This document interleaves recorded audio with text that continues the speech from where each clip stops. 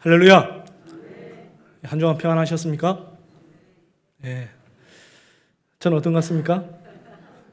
예. 아직 약간 남아있는 것 같습니다. 예.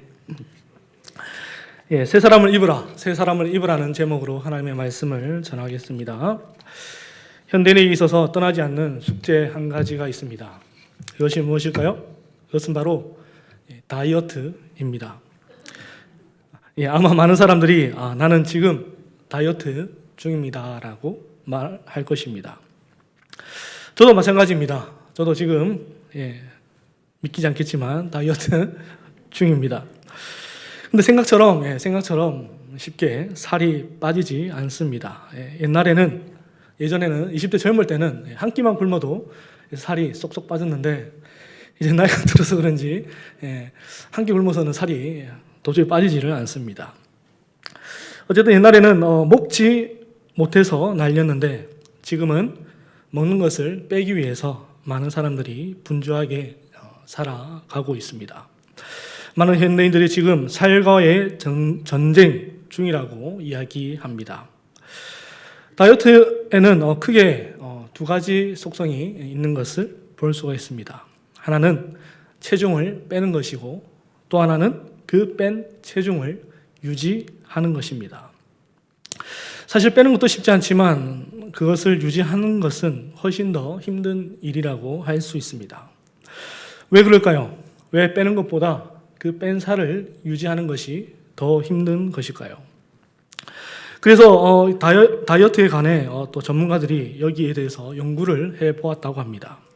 그 결과 우리 몸은 이전의 상태, 즉 살이 쪘을 때의 몸을 기억해 두었다가 그때의 몸으로 살쪘던 그때의 몸으로 돌아가려는 습성이 있다라는 것을 발견하게 되었습니다.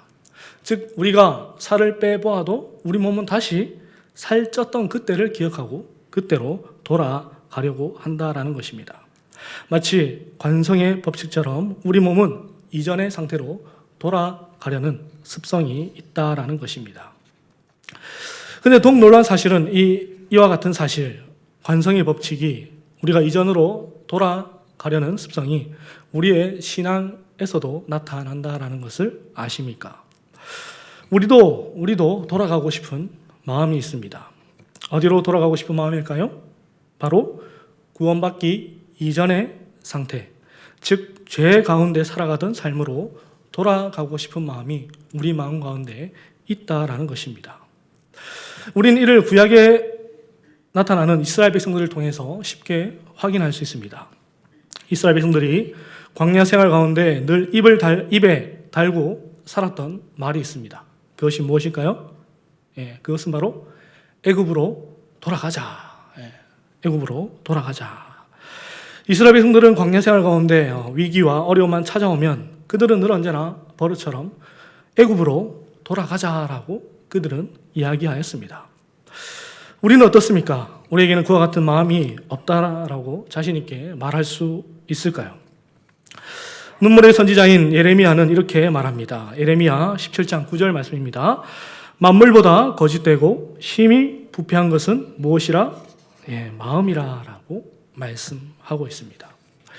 이 땅 가운데 가장 거짓되고 부패한 것이 있다면 그것은 바로 인간의 마음입니다. 인간의 마음은 이 땅의 그 무엇보다 거짓되고 부패한 것입니다. 그런데 여기서 진정한 문제가 무엇이냐면 그것은 바로 이 거짓되고 부패한 마음을 인간의 노력으로 회복할 수가 없다라는 것입니다. 인간의 노력으로 성숙은 할 수 있습니다. 하지만 성화는 하지 못합니다. 이것이 바로 죄인의 한계라 할 수 있습니다. 그래서 주님은 어떤 사람이 천국을 볼 수 있다라고 말씀하십니까? 우리의 영이 거듭난 자, 다시 태어난 자만이 하나님 나라와 천국과 주님을 볼 수 있다라고 말씀하셨습니다. 그리고 우리 인간은 이 거짓되고 심히 부패한 마음을 치장하고 숨기는 것에도 아주 능숙능란합니다. 마치 회칠한 무덤과 같이 우리의 마음은 숨길 수도 있고 남들에게 숨길 수가 있습니다. 그래서 세상 사람들이 무엇이라 말합니까? 열길 물속은 알아도 한 사람의 마음은 알지 못한다라고 이야기합니다. 하지만 주님 앞에서는 어떨까요? 사람은 속여도 주님은 속일 수 없습니다. 그래서 잠언 기자는 이렇게 말합니다. 사람의 행위가 자기 보기에는 모두 깨끗하여도 여호와는 심령을 감찰하시느니라. 여기서 감찰하신다는 것은 우리의 내면을 깊숙이 낱낱이 들여다 본다라는 뜻을 가지고 있습니다. 주님은 우리의 심령 깊은 곳까지 보고 계십니다. 사람의 눈은 속여도 주님의 눈은 결코 속일 수가 없습니다. 에베소서는 우리가 오늘 보았던 에베소서는 교회론을 담고 있는 교회론의 정석이라 불릴 정도로 교회에 대해서 말씀하고 있는 책입니다. 그리고 오늘 본문 바로 앞에서는 교회는 예수 그리스도의 몸이고 그 교회의 머리는 우리 주님이 되신다라고 말씀하고 있습니다. 사도 바울은 그리고 오늘 본문의 첫 구절을 통해서 강한 경고의 메시지를 던지고 있는 것을 볼 수가 있습니다. 그 경고의 메시지가 무엇입니까? 우리 오늘 본문의 17절 말씀, 오늘 본문 17절 말씀 함께 읽어보도록 하겠습니다. 그러므로 내가 이것을 말하며 주 안에서 증언하노니 이제부터 너희는 이방인이 그 마음에 허망한 것으로 행함같이 행하지 말라. 아멘. 너희는 그리스도의 몸이고 우리의 머리가 그리스도니 무엇을 하지 말라라고 말씀합니까? 이방인이 그 마음에 허망한 것으로 행함같이 행하지 말라라고 말씀합니다.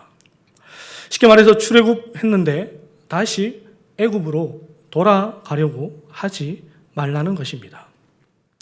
한글 성경에는 잘 나타나지 않지만 사실 원문을 보게 되면 사도 바울은 지금 굉장히 강한 어조로 경고의 메시지를 던지고 있습니다. 왜 그렇습니까? 왜 사도 바울은 이렇게 심각하게 경고를 하고 있는 것일까요? 그 이유는 바로 우리의 마음은 늘 언제나 어디로 돌아가고 싶은 마음이 있습니까? 애굽으로 다시 죄된 삶으로 돌아가고 싶은 미혹이 있기 때문입니다. 마치 다이어트로 살 뺀 사람이 이전의 몸무게로 돌아가려고 하는 것처럼 우리도 늘 언제나 애굽으로 돌아가고 싶은 마음이 있다라는 것입니다. 그리고 이어서 사도 바울은 왜 그렇게 해서는 안 되는지, 아니 그렇게 될 수 없는 이유가 무엇인지 우리에게 말씀해 주고 있습니다. 우리 오늘 본문의 18절 말씀을 함께 읽도록 하겠습니다. 그들의 총명이 어두워지고 그들 가운데 있는 무지함과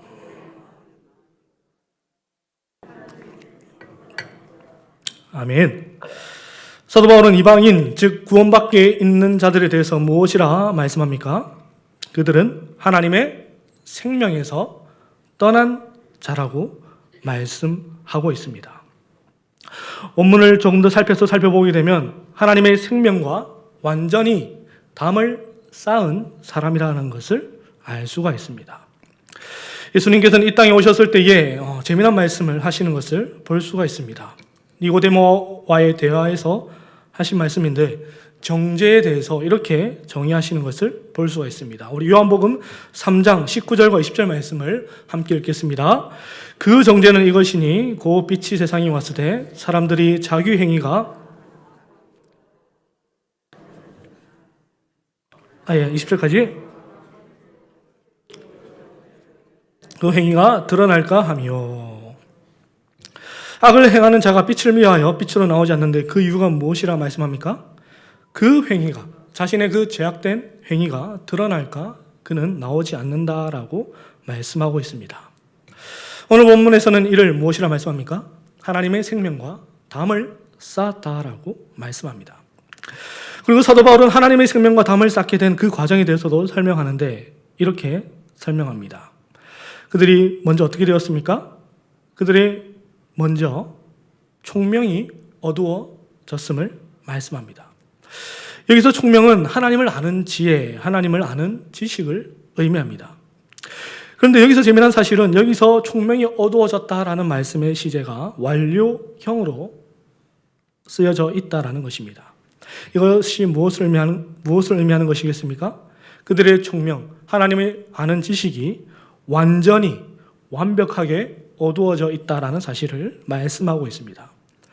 그렇다면 언제부터 그들의 마음, 그들의 총명은 어두워졌습니까? 성경은 아담이 죄를 범한 그 순간부터 인간은 하나님을 아는 지식과 총명에 있어서 완벽하게, 완전하게 어두워졌음을 말씀하고 있습니다. 그리고 그 총명, 하나님을 아는 지식이 어두워지니까 그 자리에 무엇이 대신한다라고 말씀합니까?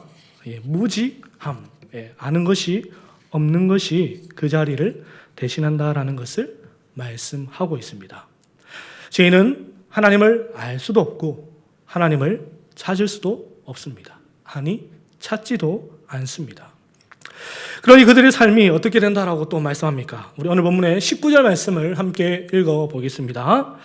그들이 감각 없는 자가 되어 자신을 방탕에 방임하여 모든 더러운 것을 욕심으로 행하되. 죽은 사람의 육체는 어떻습니까? 죽은 사람의 육체는 어떻습니까? 딱딱하게 굳어져 있는 것을 볼 수 있습니다.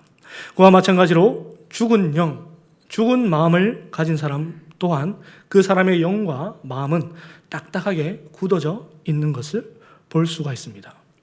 그래서 주님께서, 하나님께서 이스라엘 백성들에게 십계명을 내려주실 때에 어디에다 새겨주십니까?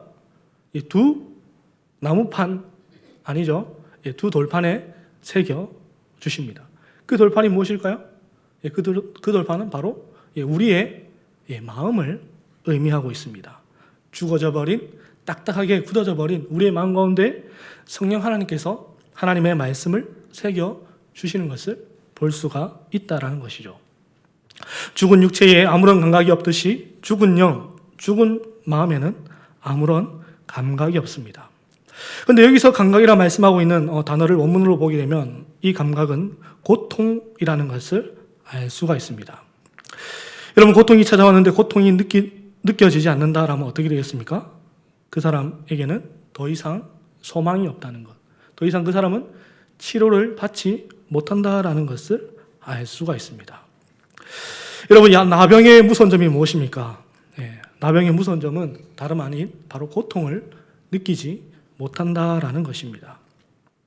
손은 썩어져 가는데 고통을 느끼지 못합니다. 발은 썩어져 가는데 고통을 느끼지 못합니다. 이런 의미에서 본다면 고통은 다름 아닌 축복이라 말할 수 있습니다. 여러분, 죄를 짓고 마음에 고통이 느껴지십니까? 그렇다면 감사하시기를 바랍니다. 그것은 바로 여러분의 영이, 여러분의 마음이 살아있다는 증거입니다. 반대로 죄를 지었는데 고통이 느껴지지 않는다. 그때는 내가 하나님과 아주 멀리 떨어져 있구나라고 생각하면 됩니다.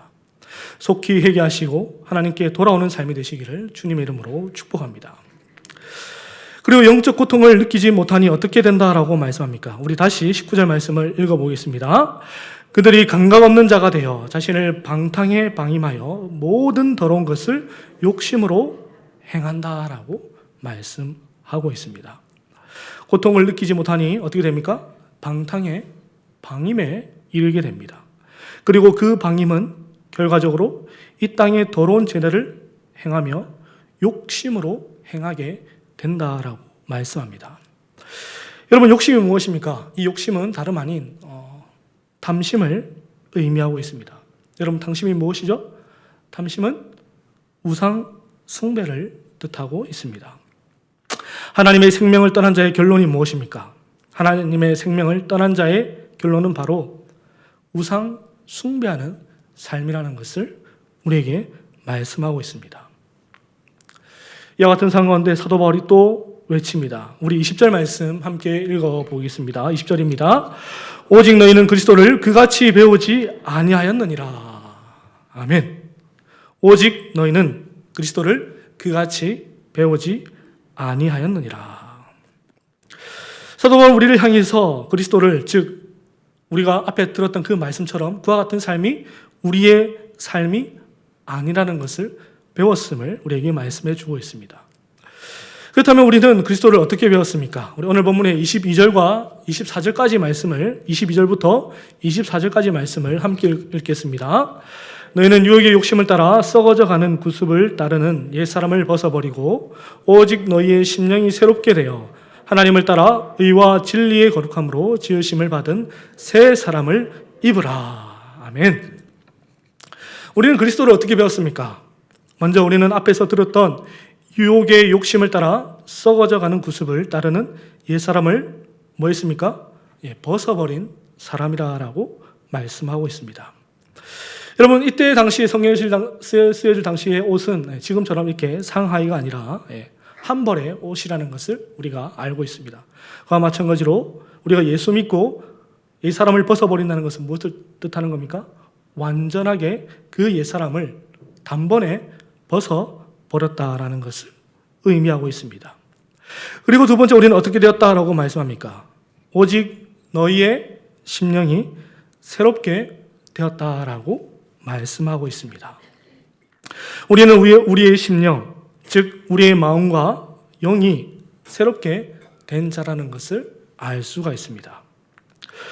그런데 여기서 재미난 사실은 새롭게 된다는 말의 시제가 능동태가 아니라 수동태로 쓰여져 있다라는 것을 볼 수가 있습니다. 여러분, 수동태로 쓰여졌다라는 것은 무엇을 의미하는 것이겠습니까? 여기서 새롭게 한다라는 주체가 내가 아니라 다른 누군가가 해 주었다라는 것을 말씀해 주고 있습니다. 그렇다면 우리의 심령을 새롭게 해주는 주체는 누구입니까? 우리 요한복음 3장 5절 말씀을 함께 읽겠습니다. 예수께서 대답하시되 진실로 진실로 내게 이르노니 사람이 물과 성령으로 나지 아니하면 하나님의 나라에 들어갈 수 없느니라. 아멘. 우리의 심령이 새롭게 되는, 우리의 영이 새롭게 하는 그 주체는 누구입니까? 바로 성령 하나님이시라는 것을 말씀하고 있습니다. 그리고 그 새로워진 그 심령 위에 무엇을 입혀주신다라고 말씀합니까? 24절 말씀, 하나님을 따라 의와 진리의 거룩함으로 지으심을 받은 새 사람을 옷 입혀 주신다라고 말씀합니다. 그렇다면 24절에 나타나는 하나님을 따라 의와 진리의 거룩함을 지으심을 받은 새 사람은 어떤 사람일까요?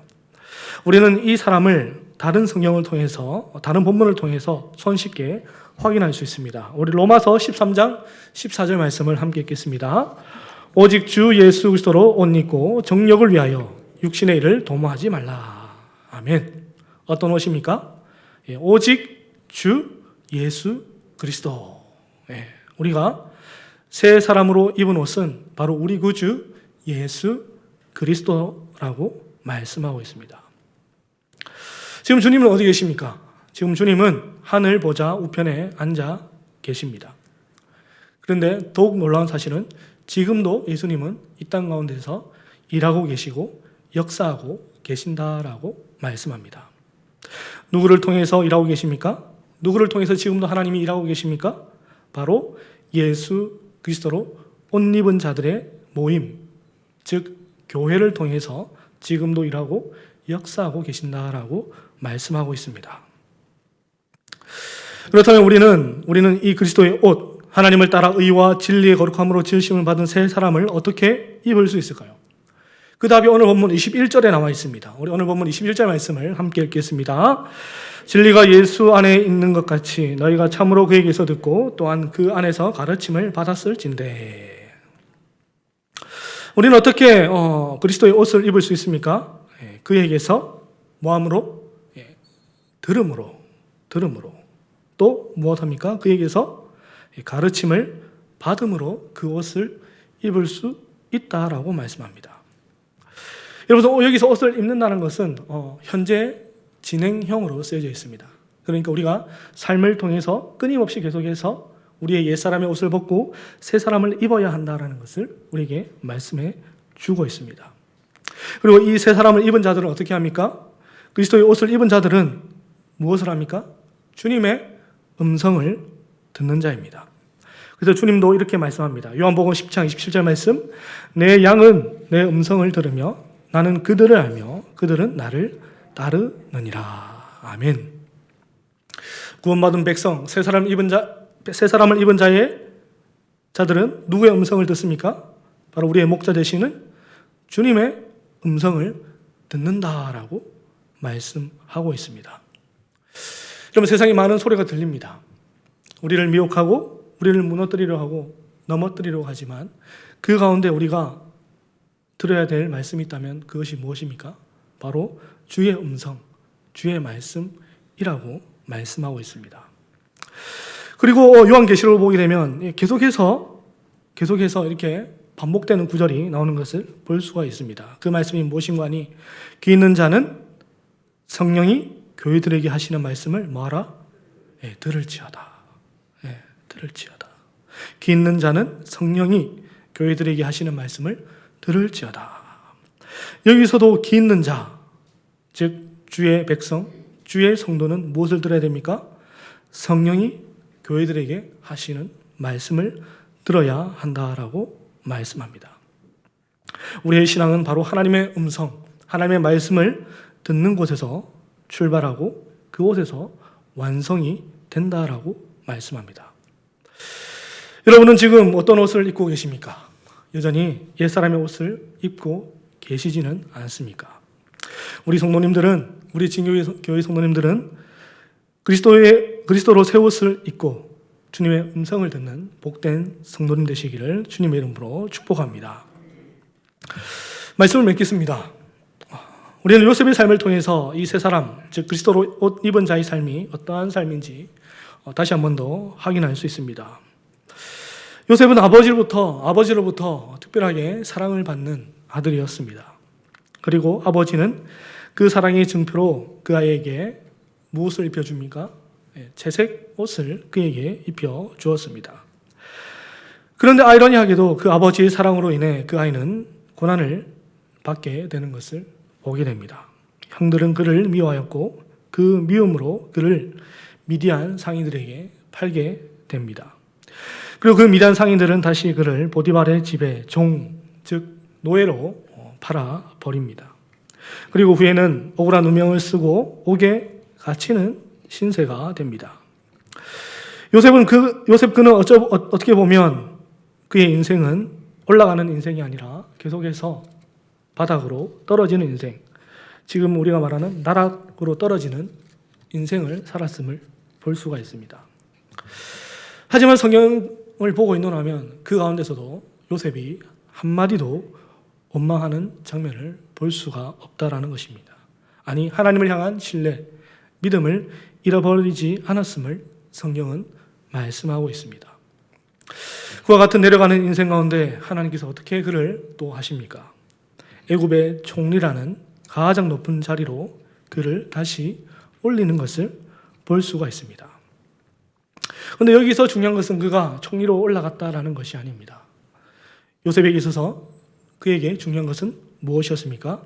그는 그의 자신의 삶을 통하여서 그의 백성을 구원하시는 하나님의 뜻을 이루시는 그 하나님을 보았다라는 것입니다. 그는 총리가 되는 것이 중요한 것이 아니었습니다. 그는 주의 음성을 듣는 자였고 주의 음성을 따라가는 자였으며 그 음성을 들었을 때에 하나님께서 이루시는 그 하나님의 영광, 그 하나님의 크신 일을 보았다라는 것입니다. 이것이 바로 채색 옷을 입은 자의 삶입니다. 그리스도의 옷 입은 자의 삶이 바로 이와 같은 삶입니다. 그리스도로 옷 입은 자의 삶은 주님의 음성을 듣고 따라가며 그 음성을 통해서 이루어지는 하나님의 크신 영광, 크신 일을, 크신 구원을 보는 자가 바로 그리스도로 옷 입은 자들의 삶입니다. 오늘은 교회에 있어서 가장 중요하다고 할 수 있는 부활주일입니다. 주님의 부활을 믿는 자는 바로 그리스도로 옷 입은 자들입니다. 우리를 통해서 이루실 그 하나님 나라를 기대하며 또 그 하나님 나라를 소망하며 살아가기를 소망합니다. 그리고 요셉이 보았던 그 하나님의 크신 영광, 그리고 하나님의 뜻이 이루어지는 그 삶을 통해서 그가 보았듯이 우리도 그 하나님의 영광, 우리의 삶을 통해서 이루시는 그 하나님을 볼 수 있는 귀한 복된 삶이 되기를 주님의 이름으로 축복합니다. 기도하시겠습니다.